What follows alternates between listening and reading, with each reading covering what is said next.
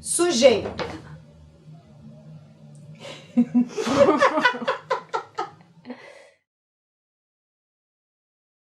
Olá! Nossa aula de hoje será sobre os termos essenciais da oração.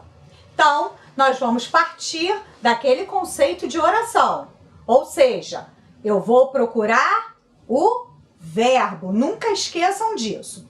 Bom, mas quais são os termos essenciais da oração? De acordo com a gramática normativa da língua, são termos essenciais da oração, sujeito e predicado. Então, o que nós vamos fazer? Identificar o verbo. A partir do verbo, nós vamos identificar o sujeito. E aí, tirando o sujeito, tudo mais que sobra dentro da oração, nós dizemos que é predicado. Então, esses são os nossos termos essenciais da oração. Bom, vamos falar um pouquinho do sujeito. Dentro da gramática, nós vamos encontrar 5 classificações diferentes para o sujeito. Sujeito simples, sujeito composto, aquele que nós acostumamos a chamar de sujeito oculto, mas que na gramática ele vai aparecer como sujeito desinicial, sujeito elíptico. Nós temos outros termos para apresentá-lo. O sujeito indeterminado e, por último, um que é uma contradição. Vamos pensar. Sabe como é que é o nome dele? Sujeito inexistente ou oração sem sujeito. Vamos lembrar que eu falei no iniciozinho, que sujeito e predicado são os termos essenciais da oração. Não foi isso que nós falamos? Bom, agora como é que pode eu trazer para vocês que existe um sujeito que não existe? Sujeito inexistente.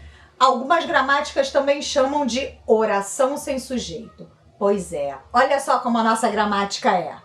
Ao mesmo tempo que ela diz que o sujeito é um termo essencial, ela diz que em uma oração pode não haver sujeito.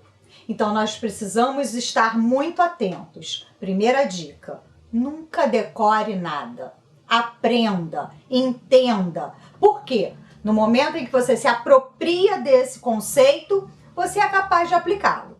Você sabe identificar um verbo? Se você não sabe, é a hora de fazer aquela revisão.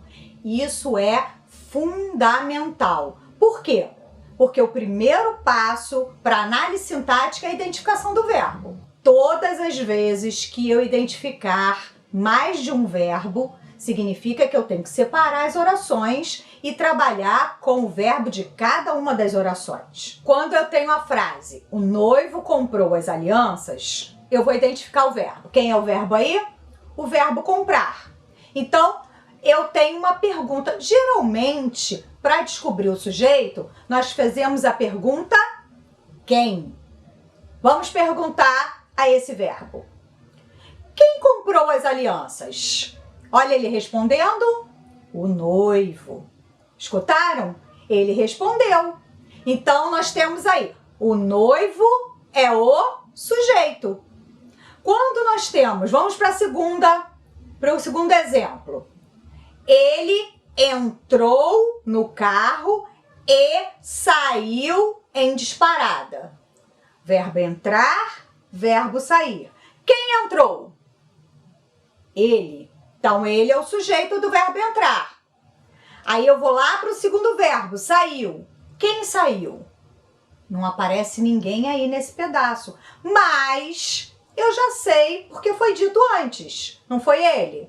E aí, ele não aparece de forma explícita, mas ele está subentendido. Nesse segundo exemplo, nós vimos que há 2 verbos.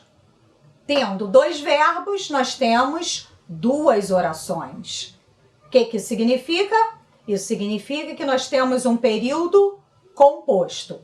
Então, nós precisamos trabalhar com cada um dos verbos individualmente. Para cada verbo haverá um sujeito, que é o tema da nossa próxima aula. Então, na próxima aula nós veremos o que é o sujeito, quais são os tipos de sujeito e qual é a relação dele com o resto da frase, principalmente com o verbo.